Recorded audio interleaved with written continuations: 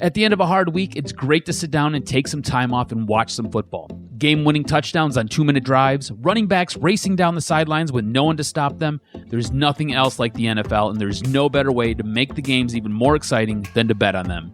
So do the smart thing and go to mybookie.ag. No one gives you more ways to win than they do. MyBookie's got the fastest payouts and better lines than any other sportsbook. Don't forget, where you're betting is just as important as who you're betting on, and mybookie.ag is the best in the business. Do the smart thing. If you're going to bet this football season, bet with MyBookie. If you're the kind of guy that likes to bet a little and win a lot, try a parlay. If all your picks come through, you'll multiply your winnings. And no matter how you bet, the NFL season is the best time of year. Join now and MyBookie will double your first deposit. Use promo code Detroit100 to activate the offer. That's promo code DETROIT100. Visit mybookie.ag today. You play, you win, you get paid. Fellas, I want to tell you about a product that can improve your performance in the bedroom. And what better way to improve the quality of your life than to please the woman of your dreams?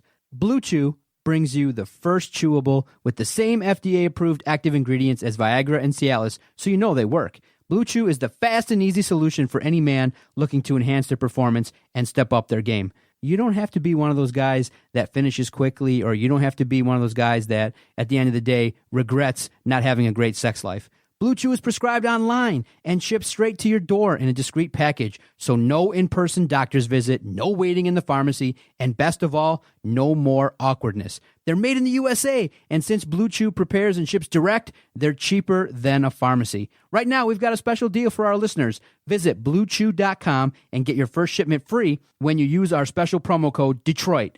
All you got to do is pay the $5 shipping and handling fee. Again, that's BlueChew.com.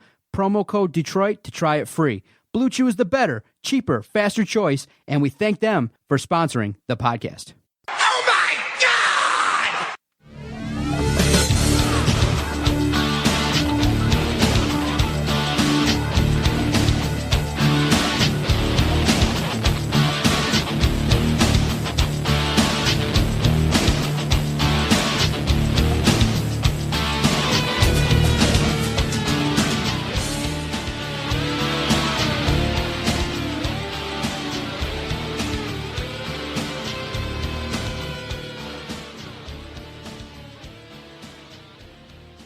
Welcome, everybody, to the DocNJock Wrestling Podcast. This is episode 100. We made it to the century mark. I'm your host, the Jock. On this week's episode, we've got an idea, maybe some rumors. We've got a couple reports on what's going on with Kevin Owens and Cesaro, as well as the date of the WWE draft and whether or not NXT will be involved in that. Of course, we've got some AEW news to update you on. We're going to take a quick peek at NXT as that premiered this week. And, of course, we're going to review Raw and SmackDown. And we're going to recap Clash of Champions. And doing it with me, as always, he is the man, he's the myth, he's the legend, he's the one, he's the only. He is the Doc, John Macaroon. What's up, cuz? Cuz we got a stacked podcast. I love it that it fell this way. Episode 100 is jam-packed, reviewing a pay-per-view, reviewing a debut show for NXT, talking about the major takeaway there. It's a good time to be a wrestling fan, man. The NXT war is about to start, too, because people are talking about it. Not only is WWE going to have to compete with AEW, they may indeed have to compete with NXT based on what that brand could potentially do. They had a strong debut on Wednesday, so I'm looking forward to talking about all the things that happened this week in the world of professional wrestling. Starting off with Clash of Champions, I want to start with this. How in the hell do you put AJ Styles and Cedric Alexander in the pre-show? When that happened, it was a huge buzzkill, and I'm like, oh, hell no. The U.S. champion, no matter what you think about it, does not belong in the pre-show. Ever.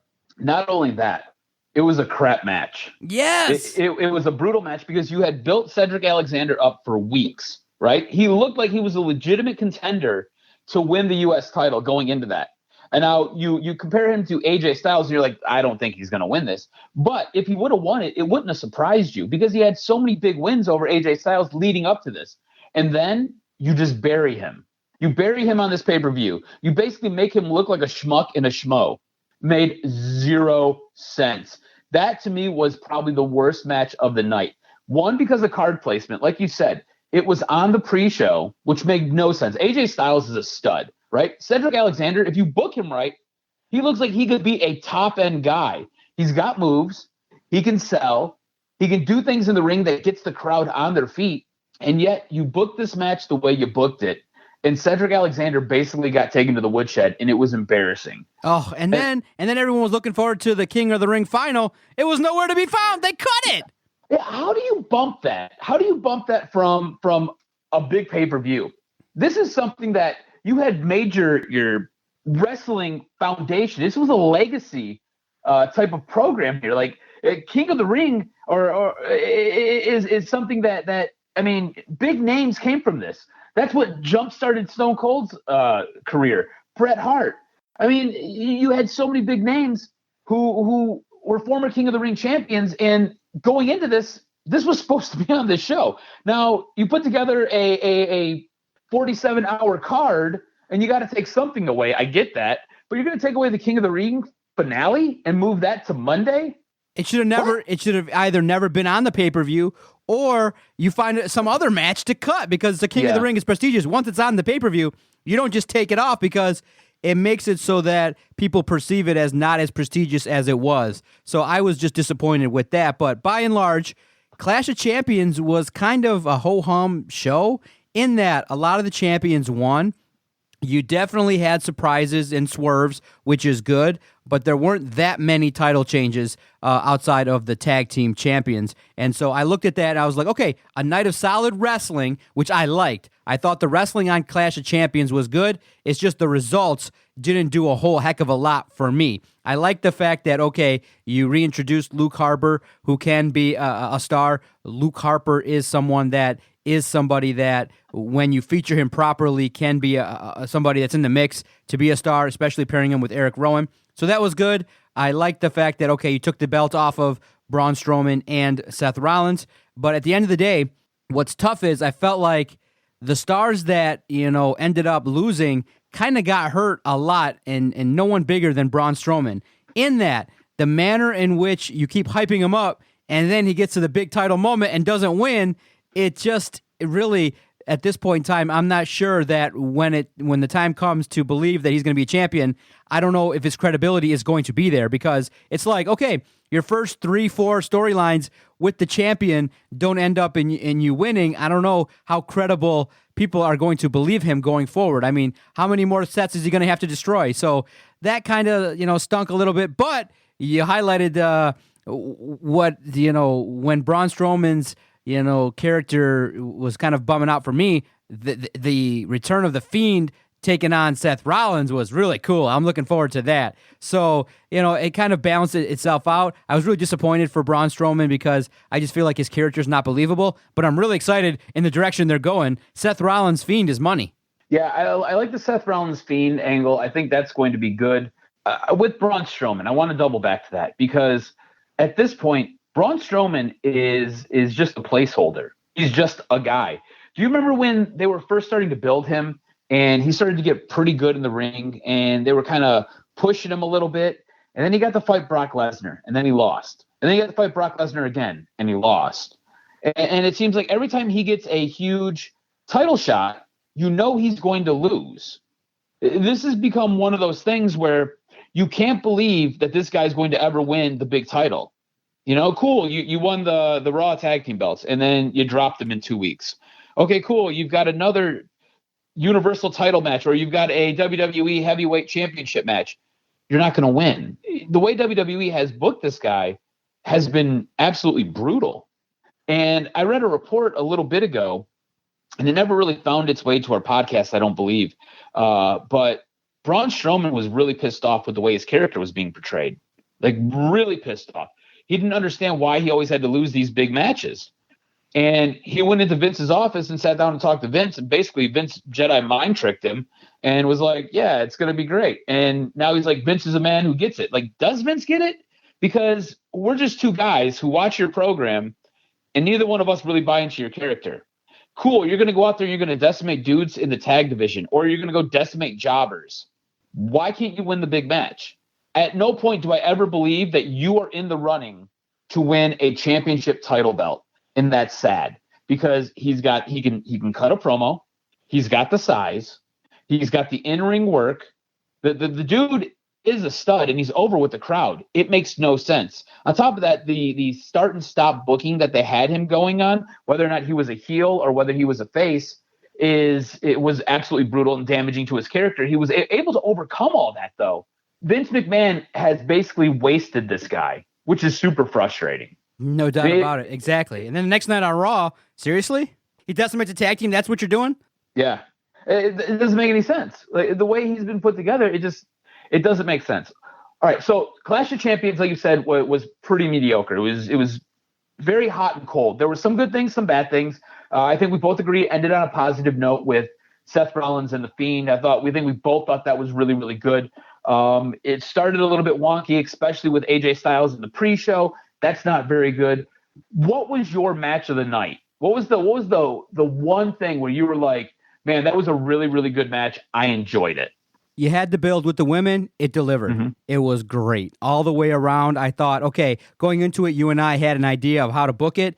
Sasha Banks and Becky Lynch tore the house down. I thought it had the necessary physicality, good psychology. I liked the result. Nobody went over, and you can extend the feud a little bit. And so in watching that match, I was into it, and I just felt like, wow, these women could definitely be in the main event. This is the marquee story on this pay-per-view, and I just felt like the matches prior to that just kind of felt like Raw and Smackdown matches. When you got to this one, you got to a match that said, whoa, this has a big fight feel and a big fight performance. And so, hands down, I don't know of any other match that was even close to the women. Kudos to them. Yeah, I thought that was the match of the night. The problem I had with the match, and this is where the entire pay-per-view kind of in a nutshell was, where it was really, really good, but it was kind of flat at the same time. So this was an excellent match, and the physicality was outrageous, especially the chair shots. The way they booked it was exactly what we talked about, so you can continue the storyline on. It all made sense. Everything worked out perfectly, but the decision at the very, very end. The crowd was left scratching its head. You were kind of sitting back like, what's going on? It was a good thing you had the announcers telling you what was happening, but if you were in the crowd at the venue, you were probably like, what's going on? How this is a DQ now all of a sudden? It wasn't made explicitly clear that as they were battling all around the arena, it was a DQ. And that's where it kind of falls flat, because now the crowd that was at a high now gets dropped back down to maybe like a 3, 4, 5, or 6, because they're trying to figure out what the hell's going on. And it just kind of fizzled. Yeah, you have any idea of how they could have did it differently? I think the referee who got hit with the chair could have been a little bit more demonstrative in the middle of the ring and called over the announcer, and they could have announced it as they were battling out in the crowd. I think that, because that way the ring announcer is the guy who he's like the commentator for everybody who's in-house. You know what I'm saying? The people who are in-house don't get the same advantage as we do at home watching this unfold, because we've got Michael Cole and we've got everybody kind of talking back and forth and letting us know what's going on. Whereas when you're in-house, you don't have that. What you're taking in with your own eyes is what you're seeing and what is happening. So if the referee could have been more demonstrative in the middle of the ring to make sure that everybody knew it was a DQ, and then called over the ring announcer who would have made an announcement over the PA system inside the venue, I think that's how you could have did it better, and that would have added a little bit more clarity to it. I think it would have kind of put a nice little bow on this match. Nice booking. Overall, for the pay-per-view, do you feel like, okay, it moved storylines along, or do you feel like, based on what we saw, it kind of stalled everything heading into the week's Raw and SmackDown? I think for a couple stories it moved, right? But I think for a few other ones, it just kind of stalled everything out. Like your Becky Sasha storyline, that helped move it along a little bit, right? Because now you know that this is going to continue, right? You don't have Sasha winning the title, and now either this feud's going to end or Becky's going to give chase. No. This is still going to continue, and it's going to get more physical now. It's going to get more physical to the point that we're going to have a Hell in the Cell match, which I love because that makes sense. The Roman Reigns, Eric Rowan storyline.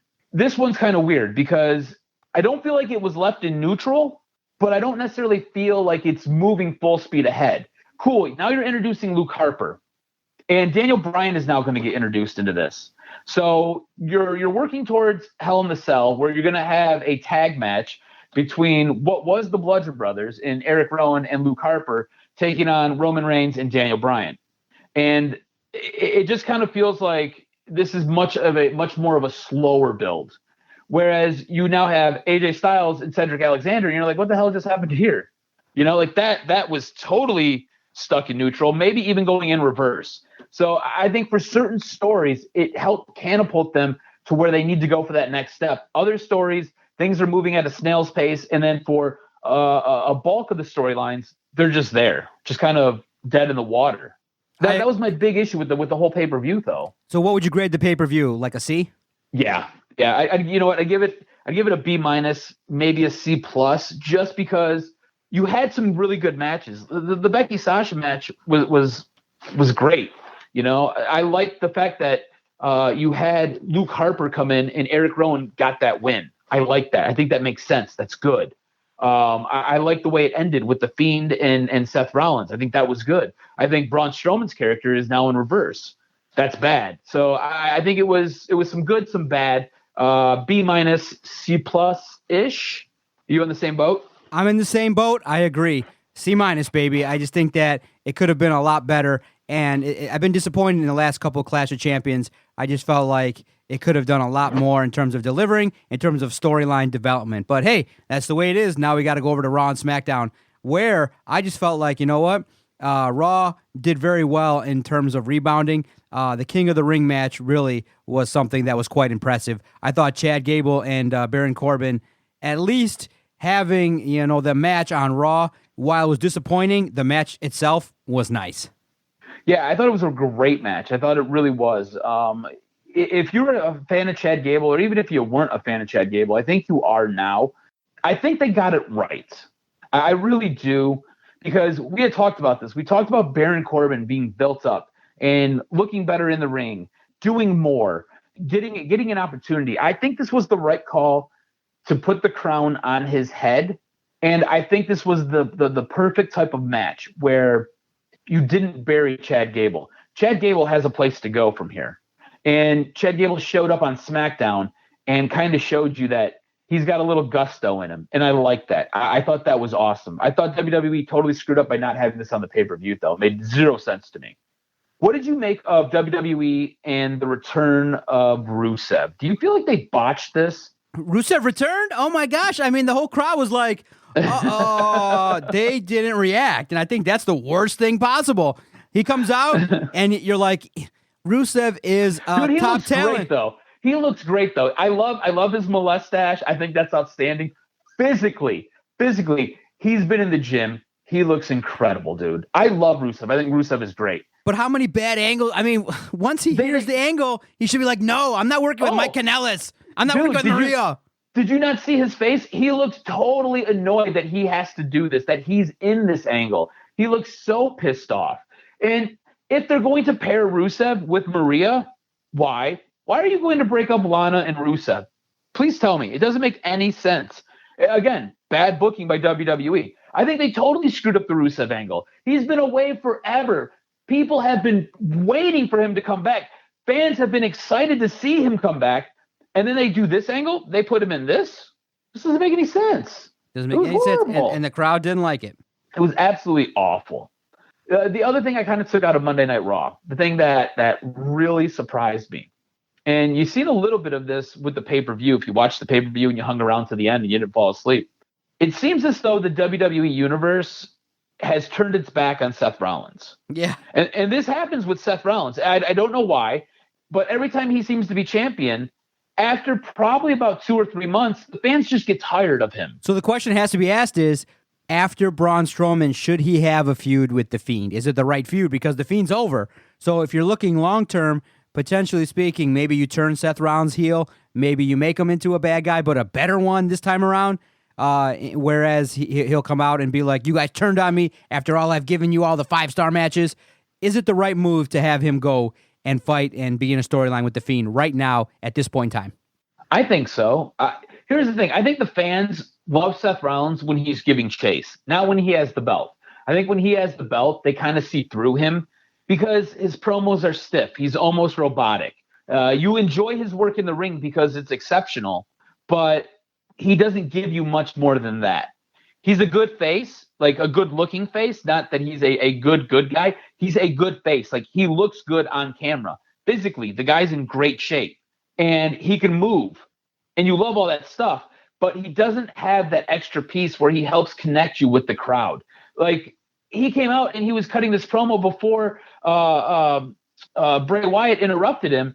It seems it's so scripted. It's overly scripted. And the crowd is just kind of bored. They're just kind of like, all right, dude, can we move on to something? Oh, cool. The Fiend's here. Great. Bray. All right. What's Bray going to do with the Friendship House? This is going to be awesome. Do you know what I'm saying? It's just, he's missing that one piece. He's not a 5-tool player. He's like a 4-tool player. And that's the issue. Yeah, absolutely. The issue is that Seth Rollins got to evolve, and unfortunately, he lost the fans. Fans are gone. They're not on his side anymore. That's it. Overall, I thought Raw was okay. It was good. I didn't think it was great. Exactly. Just I thought the wrestling was good. I liked the way the OC was used. I liked the King of the Ring. I just felt like overall the show was enjoyable, and it started off the process of the next set of storylines. So the part that has to get better is, outside of the big time women, the angles for the women are terrible. They are the worst. I mean, literally, it's like, all right, you can tell maybe that the inexperienced per se producers are the ones getting those, and the high end producers, the ones with real talent, are the ones working in the main event and establishing storylines. Because the women that are featured on Raw are not getting really a lot of time, and the matches suck. Yeah, no, I agree. I totally agree. All right, what do you make of SmackDown now? Because we had a surprise, and I thought it was one for the ages because Brock Lesnar hasn't wrestled a match on SmackDown in 15 years. And when he showed up... How sad is that? Right, 15 years he didn't show up. Wow, that's kind of cool that he was prime time. Pay-per-view and Raw, no SmackDown. But once Kofi Kingston handled his business and the music hit, I marked out. I'm not going to lie, it was cool. And the crowd did too. He is such a draw, but he's such a draw because nobody ever sees him. This is the thing, right? And you can tell what WWE is doing. And if you can't, I'm going to explain to you what WWE is doing. SmackDown is going to be the number one show. It will no longer be Raw. So because of that, Brock Lesnar, he feels he's a number one guy. Vince feels he's a number one guy. So he's going to go to the number one show. So he's going to go and he's going to take that title off Kofi, and he's going to be the number one dude to never wrestle on the number one program. And that's what's up. Look, Brock's a draw. All right. I don't know what else you can say. Brock's a draw. It is what it is. I hate Brock Lesnar. I don't like him in the ring. I don't like any of his work. I can't stand him. I think he kills a lot of people's momentum, and I think he's going to kill Kofi's momentum. If Kofi could beat Brock Lesnar, this will be a title run for the ages. I don't think he's beating Brock Lesnar, and I think that's frustrating. So I think he's going to take Kofi's title off of him, and that bothers me because the guy just showed up. It's been 15 freaking years. You haven't been able to find the parking lot for this television program. You just happened to stumble into it today, and guess what's happening? You, sir, are going to be the new WWE Heavyweight Champion, and you're going to get the good belt. Out of all the belts that we have in WWE, you're going to get the one that looks the best, and that bothers me. Yeah. Now, before we continue our review of SmackDown, congrats to you. You whooped me in the challenge, 8-5. I had no clue what was going on. You had 8 of them right. I was making title changes. I wanted Roman Reigns to win. I had no clue what was going on. So you are the current pick champion. I was going to wait to the end, and I was going to double back to this. Okay. But yes, in the calling of the card, I did dominate you 8-5. Dominate. So it was no chance for me. I take the lead 12-11.5. Yeah. So it's still, dude, you're still in striking distance. Yeah, no doubt about it. I got to do better. Hell in a Cell comes around, you're gonna have a shot here for sure. Hell in a Cell, I make my awaited comeback, baby. Just like Seth Rollins, I'm better on the chase. That's right. Hey, what did you make of Charlotte and Sasha? So I thought they were having a fantastic match. Bayley gets involved, and then all of a sudden, Carmella comes out to Charlotte's rescue here. Now, I'm scratching my head because you haven't seen Carmella in a little bit. She looked good. She always looks great. I love Carmella. I think she's sexy. But Carmella and Bayley are or were friends. And you now have Carmella super kicking Sasha, throwing Bayley down, going back, beating up Sasha until Charlotte gets to her feet. Then Charlotte takes care of Sasha. And then Carmella super kicks Bayley. I'm totally confused as to what is going on here because Carmella, like you can hear Bayley saying, Carmella, what are you doing? What are you doing? Why are you doing this? And Carmella said nothing. Like at least say, I don't know, anything. Like you're all wrong. You're a horrible champion. Or, what you did is BS and Charlotte's my girl. I don't know. Something. I have no idea what's going on with this angle. I'm totally confused. Yeah, a little bit messy, right? A little bit confusing and didn't establish what the heck was supposed to happen, right?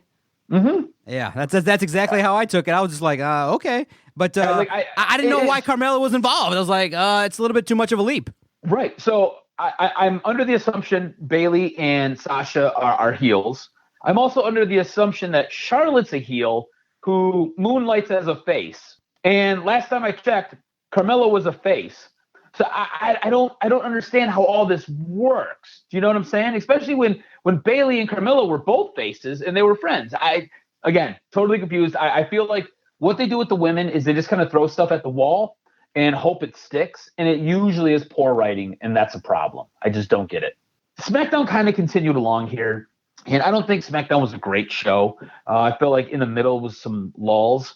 But we got to the end, and Daniel Bryan comes out. Eric Rowan comes out along with Luke Harper, and they're all kind of going back and forth talking. Eric Rowan's beating the crap out of Daniel Bryan. Next thing you know, Roman Reigns comes down, and you basically see the story building here for Daniel Bryan, Roman Reigns versus Luke Harper, Eric Rowan.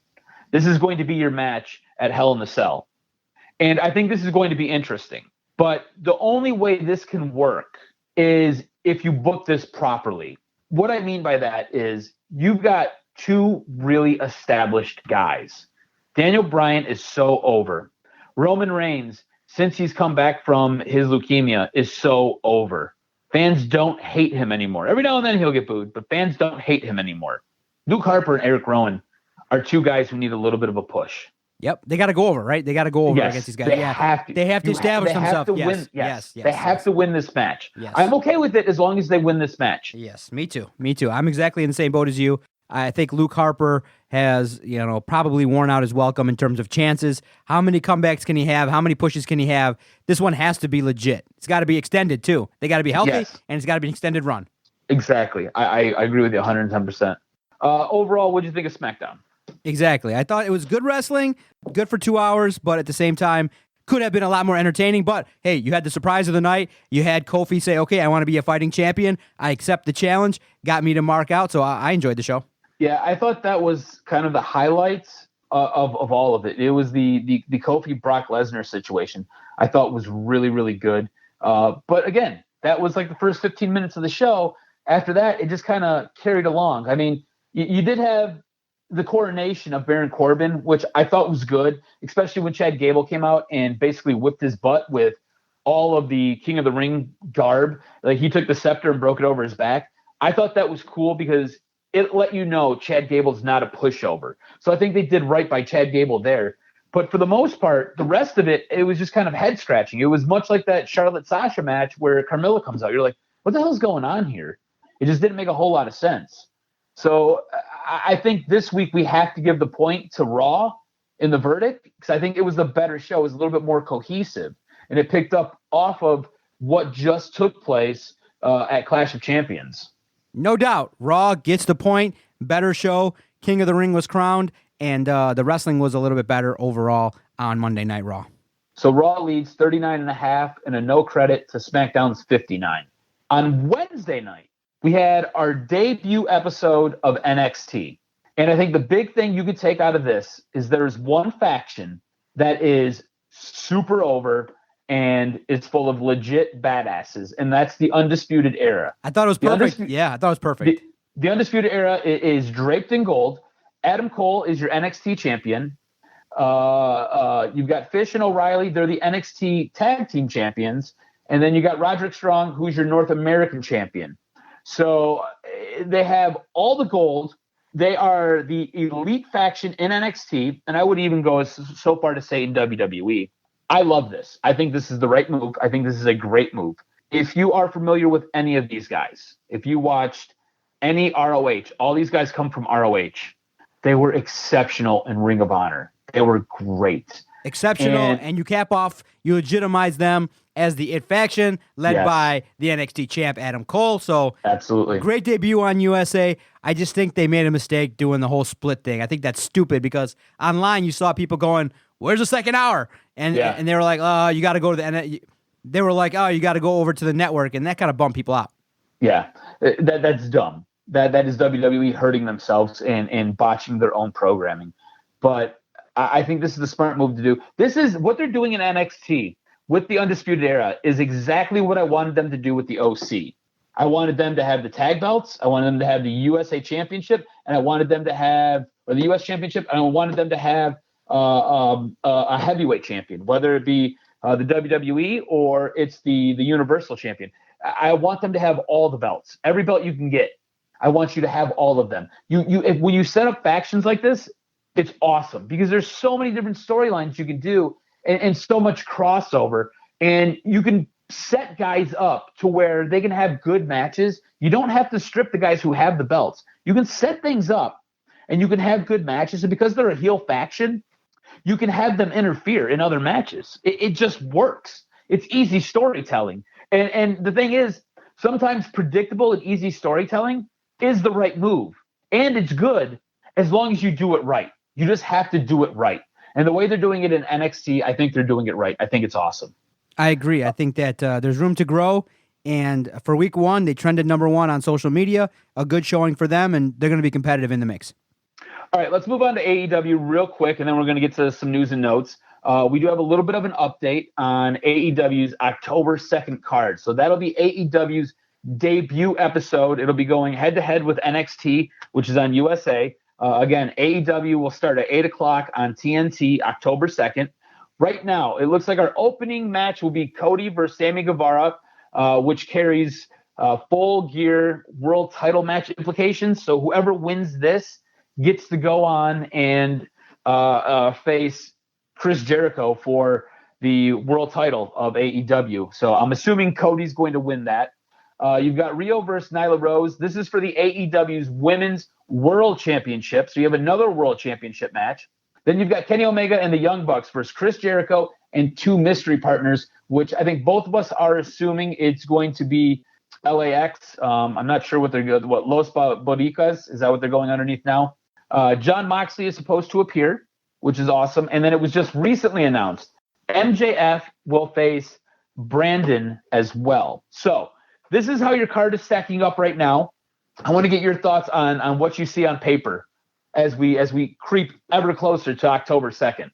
As long as it's different, I'm on board. I think it's a great card, shaping up to be nice. I think that this Wednesday night situation between AEW and NXT is going to be awesome. That first show, AEW is pulling out all the stops. You know, potentially that surprise entrant could be somebody huge, could be a major surprise. I think that the first show is going to set the tone because they've been building up to this. How can they not deliver? Everyone's excited. Everybody wants to see what's happening.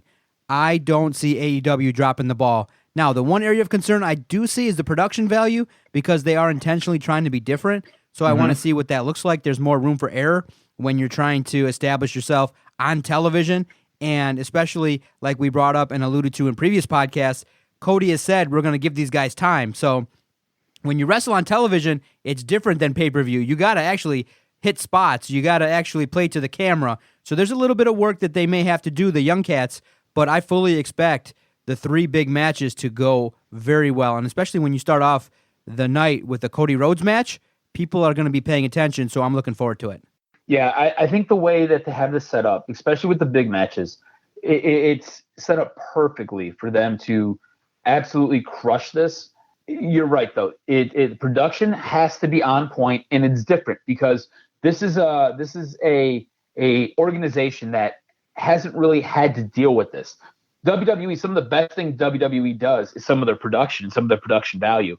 And that's just because they've been doing it for years. So they've got the experience. So how fast can AEW catch up to that is going to be important. I do like the way these matches are set up. I think this is interesting. It gets you interested to see this because there are things on the line from day one, which is awesome. You're not just watching matches, you're watching things with implications. The way they have built this and kind of set up to this date, I think they've done a masterful job with it, because we discussed early on, how will this new organization be able to get you interested for a wrestling program that most viewers haven't seen yet? You know, this is how do you, like, the hardcore wrestling fans know about this, but the average wrestling fan does not. Now you have things on the line, so now you understand what you're fighting for. And when you have something to fight for, that pulls you in and makes you want to see it just a little bit more.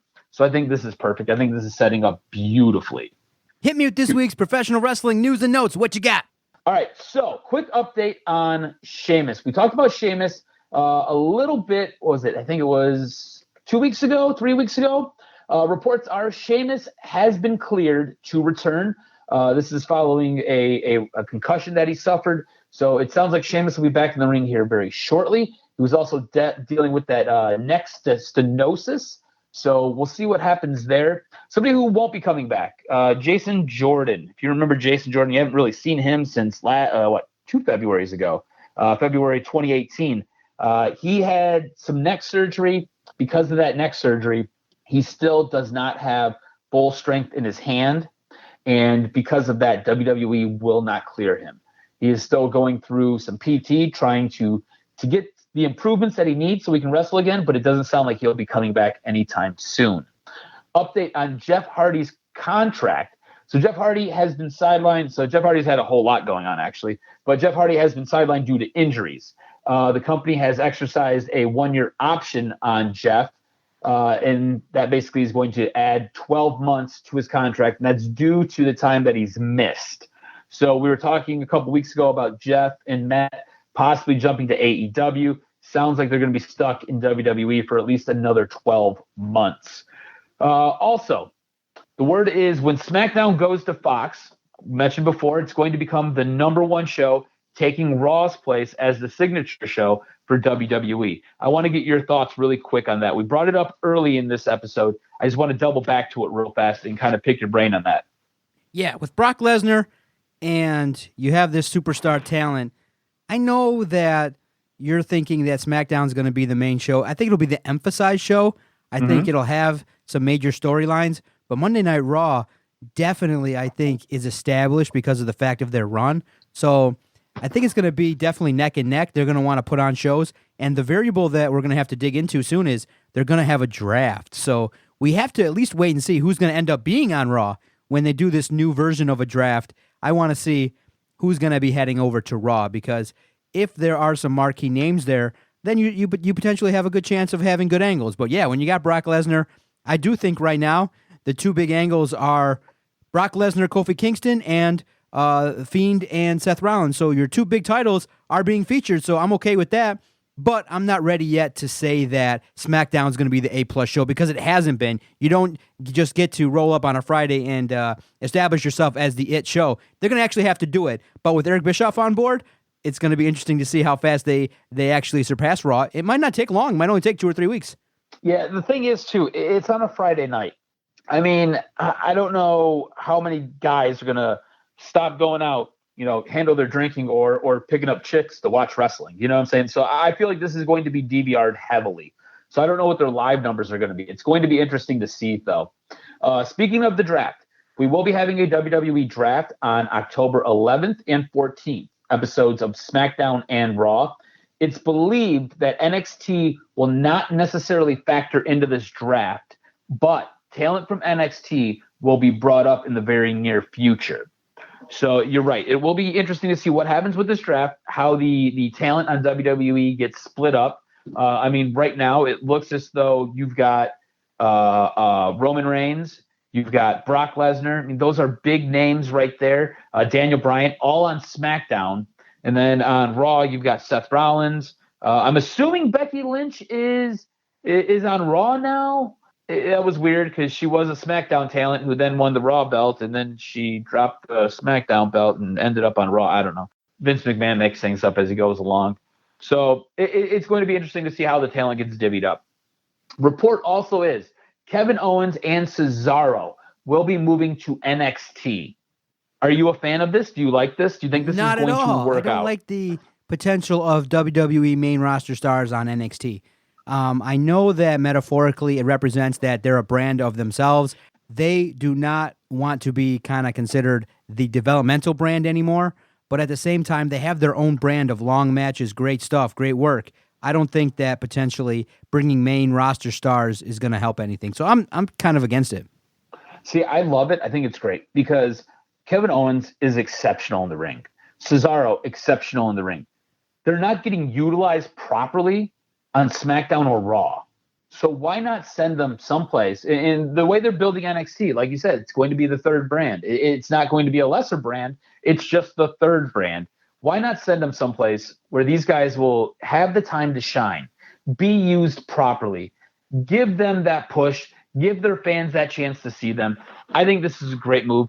Remember, you can always come up and you can always go back down. There is some movement between NXT and the other two brands. So don't be surprised if Kevin Owens and Cesaro get a nice 6-month run in NXT, and the next thing you know, one day they're just showing up on SmackDown or they're showing up on Raw, and the crowd goes ballistic, and maybe Vince McMahon pulls his head out of his ass and realizes that he has exceptional talent here with these two guys and does something with them. So I think it's great. I love it. Renee Young and Kathy Kelly, those two are expected to be the hosts for WWE's FS1 studio show. I think this is awesome. I think it's a really smart idea that WWE is doing. They kind of did this with Talking Smack. You remember after SmackDown, they had this show that would take place in the back where Renee Young would host it, and it would be her and a couple WWE guys, and they would just kind of sit around. I think Daniel Bryant was usually on this. This is when he was the commissioner of SmackDown, and they would just kind of go back and forth and talk to wrestlers, and you would have some development of some storylines. It was unscripted. It was guys just being in character and talking. I think this is going to be awesome because Renee Young is exceptional in this. I think Kathy Kelly has some talent, so it gets her out of this basically what we would refer to as the Sasha Bot part where she's just kind of the backstage interviewer. This allows Kathy Kelly to kind of show herself a little bit more and develop herself a little bit more, which I think is great. On top of that, Talking Smack was awesome. The Miz really capitalized on Talking Smack. This is where the Miz was doing great things before, but the Miz really helped exacerbate and really helped propel that Miz Daniel Bryan storyline with the entire Talking Smack. Like, he legitimately was pissed off at Daniel Bryan and was spitting when he was talking, and he was fired up. And I think you're going to get some of that on this FS1 show. And I think that's awesome. I think that's good. You need that. So I think it was smart for WWE to pick these two women to do this, as well as to agree to do this studio show. Now, Big Cass, he has a little bit of a troubled history, a little bit tumultuous. He had a bit of a backstage issue at an indie show this past weekend where he threatened Joey Janela and he pinned Pat Buck against the wall. Now, hours later, he was back to normal, seemed like everything was fine. The next day, people were talking to him like, dude, why did you do that last night? He didn't remember a thing. Sounds like Big Cass has some issues going on, some personal demons here. This was part of the reason he was kicked out of WWE back, I think almost 2 years ago. So it's going to be interesting to see what happens with Big Cass, and hopefully he gets his problems taken care of. Yeah, definitely. You got to start paying attention maybe to some head stuff, some severe mood situations. I don't know. That's a scary story, man. Yeah, for sure. That's this week's news and notes, cuz. Let's wrap up episode 100. We've made it. Episode 100 in the books. A great podcast. I want to thank the great sponsors that help us keep the project on the air. BlueChew.com, MyBookie.ag, and the FlickChat application. To join Detroit Sports' newest headquarters, all you got to do is find your favorite app store and enter FlickChat. And what happens then? You download the application, and within minutes, you're going to be joining Detroit Sports' hottest headquarters. During Clash of Champions, during Raw, SmackDown, during NXT, all of us in the group, we were talking, breaking it all down. How do you enter Detroit Sports headquarters? There's a little plus button when you download the app. All you got to do is enter these 3 letters, all lowercase DSP, or if you find us via our social media platforms, we always send out the invite link when we're talking wrestling. You join the group, and it's one big Detroit Sports group chat app, and it's really fun. So we thank them for sponsoring the podcast. It's where we can go and carry on the conversation and really have some fun breaking down the world of wrestling. Also, we want to support Dennis Farrell. Follow him on Twitter at Dennis77Farrell. His new podcast, the Wrestling Perspective Podcast with Eli Drake, is off the chains. A lot of good insight there. The Wrestling Perspective Podcast is also hosted by the Detroit Sports Podcast Network. Hunter Down, many more to come, cuz. Love breaking down wrestling with you anytime we have the chance, brother. Absolutely, man. Great podcast. So much fun.